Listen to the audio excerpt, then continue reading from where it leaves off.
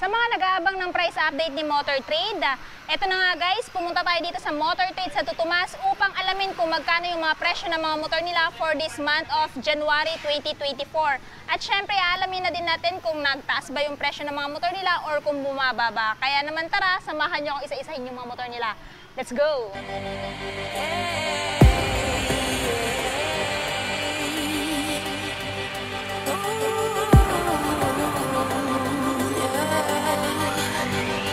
I've been trying to fight the demons in my mind. I'll prevail with every battle if I'm right. Guess my aim was off, the target's out of sight. Would I be better if I... So, umpisa muna natin dito sa Pinnacle of Hyper Underbone. So, meron silang isang unit na available dito guys. At meron tong price update ngayon na... Ayan, 121,000 pesos kung bibili niyo ng spot cash. Pero kung gusto niyo naman hulugan, yung down payment is 8,000. At monthly sa 3 years na 5,953.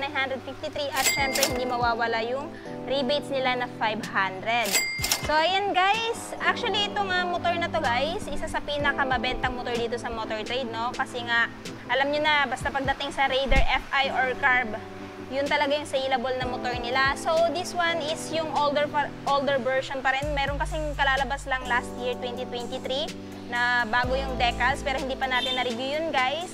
Pero abangan nyo sa mga susunod kong vlog dahil i-review din natin yun. So, ito guys, same pa rin naman. Naka-LED pa rin yung headlight. Turn signal is bulb type pa rin. Equip pa rin siya ng dual pot piston brake calipers sa front.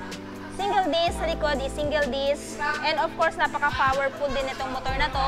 At kung naghahanap po kayo ng full review, i-check nyo na lang din po sa aking YouTube channel. Next, meron din silang available dito guys na Yamaha MIUI 125 standard version. At meron silang tatlong color variant na available. Meron silang black, ayan, peach, at syempre itong white. Pero same lang naman po sila ng presyo, ano? So, meron silang updated price guys na, ayan, 82,500 kung cash. Pero kung gusto nyo ng hulugan, down payment is 4,000 at monthly sa 3 years na 4,018 at rebates na 500. So, pili na lang kayo dyan guys kung alin dito sa mga motor na to yung gusto nyong bilhin, no? So, itong motor na to guys is napakaganda pang araw-araw kasi full compact niya na. At the same time, meron na din siyang under-seat storage at napakatipid din ito sa gasolina dahil uma-average ito ng up to 45 to 48 km per liter. So, kung gusto niyo po ng detailed review, i-check nyo na lang din po sa YouTube channel ko, Langga Gale. Ayan. Next, meron din po silang standard version na Yamaha Mio Gear. Ito guys, ito yung walang stop and start, no? So, meron yung button dito guys, yung S version itong Yamaha Mio Gear. Pero kahit ganun pa man, same lang naman sila ng itsura, no? Ang pinagkaiba nga lang, meron silang ganung features doon sa S version, which is mas makakatipid kayo sa gasolina nun. So again, kung interested kayo dito, itong standard version guys ay nagkakahalaga ng 82,000 pesos. Spot cash yan kung bibilhin nyo. At kung gusto nyo ng hulugan, down payment is 5,000 at yung monthly sa 3 years na 4,089 at syempre may rebates din po itong 500. Ayan. Pero kung gusto nyo po ng higher displacement na Yamaha, meron din po silang available dito na Yamaha Mio Aerox 155 Racing Blue. Ayan po. So, ito guys ay merong spot cash na 124,500. At kung gusto niyo ng hulugan, down payment is 18,000 at monthly sa 3 years na 5,164 at rebates na 500. So, ayan guys, yung kanyang presyo. Maganda tong motor na to pang araw-araw at saka pang long ride. At napakaganda din po nito guys kasi meron siyang malaking under-seat storage. Pero standard version to guys, meaning hindi pa po siya naka-ABS. At wala po siya nung stop and start system. So, kung interested kayo, meron silang isang unit na available dito sa Motor Trade Santo Tomas. So, next, meron din po silang motor dito guys na pang off-road, no? Meron silang available na Honda CRF 150L. Ayan, black-red combination at itong rose-white. Ayan, so na-review ko na din po ito guys. Ito. At na-test ride ko na din. And napakaganda po ng features at saka specs nitong motor na to. At kung gusto niyo po ng entry-level na motor na pang off-road, I highly recommend this too. So, kung interested kayo guys, spot cash nila is 153,100. Pero kung gusto niyo ng hulugan, ang down payment is 17,110. At monthly sa 3 years na 6,669 at syempre mayroon din po siyang rebates na 200. So this one guys is naka-inverted na din, naka-single disc sa front, naka-single disc din sa likod. Street legal din po ito. At the same time, ang kinaganda nito guys, naka-fully digital instrument panel na din siya at napakatipid na din po nito sa gasolina. So sa height ko na 5'5 guys, abot na abot ko po ito. Yun nga lang, naka-tip 2 po ako dito pag nakasampa sa motor na to. Pero napakadali lang din naman po niyang imaneho. Lalong-lalo na kung meron kayong taller height, no? Hindi na po kayo mahihirapan dito sa motor na to. So pili kayo guys, alin sa dalawa. It's either itong isa or itong isa. Next, kung gusto niyo naman po ng motor na pang araw-araw at pang pasada, meron silang available dito na 2023 model Honda Supremo, which is itong 150cc guys, ano. Meron silang color red variant na available dito. So kung interested kayo dito, meron siyang spot cash na, ayan, 81,500. Pero kung gusto niyo ng hulugan, down payment is 4,100. At yung monthly niya po sa 3 years ay 4,094 at rebates na 200. So this one guys, napakaganda nitong motor na to kasi nga napakalakas na at naka dual shock absorber na siya guys. Sa front is naka drum brake maging sa likod at meron na din siyang rear carrier. So, kung naghahanap po kayo ng motor na pangpasada, I highly recommend this one kasi napaka-powerful na din po nitong motor na to, no? Since siya po ay 150cc na. So, ayan guys, may abang na siya para mapagmonta ng sidecar ninyo. Ayan.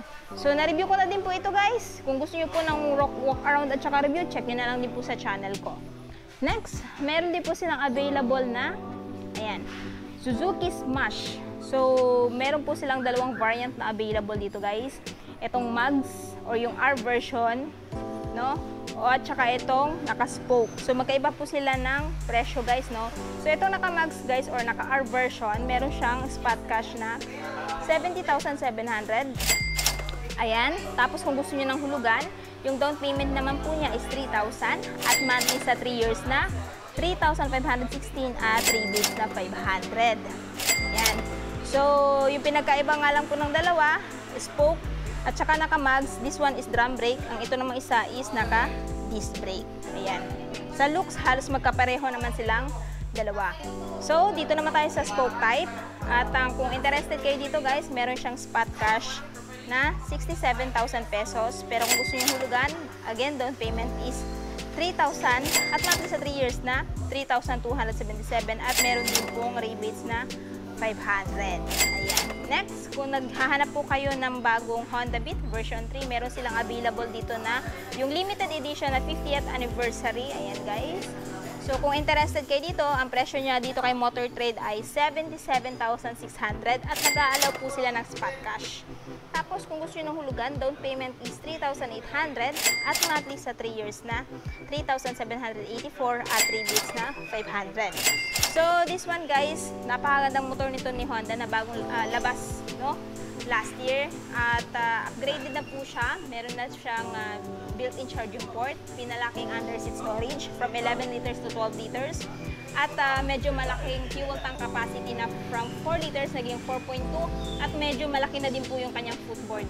Ayan, kasi inspired po siya kay Honda Click 160. So maganda yan pang araw-araw, pang negosyo, pang pasok sa trabaho or sa school, no? Next, dito naman tayo. Kung naghahanap naman din po kayo ng pang off-road na motor na pang gaming, ito po ay isang non-street legal na motor ni Kawasaki TLX 140 RF. So, ito po ay mabibili nyo po ng spot cash na 152,000.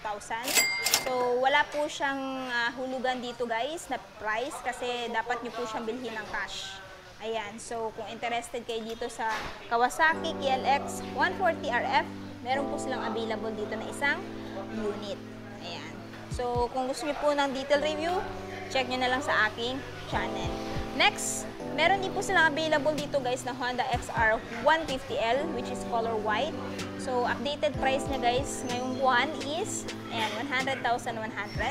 Tapos, down payment naman is 10,000 at monthly sa 3 years na 4,954 at rebates na 200. Ayan guys.